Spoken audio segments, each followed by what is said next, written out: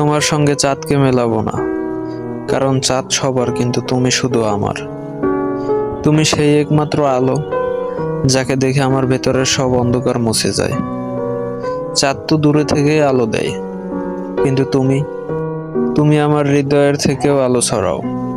তোমার একটা ভালোবাসি শুনলেই মনে হয় পৃথিবীর সব শব্দ থেমে গেছে, শুধু তোমার কণ্ঠটুকু বাজছে আমার পৃথিবীতে।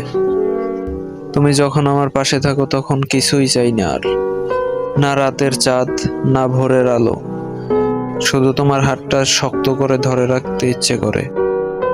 কারণ এটাই তো একমাত্র জায়গা যেখানে আমি নিঃশর্ত শান্তি পাই।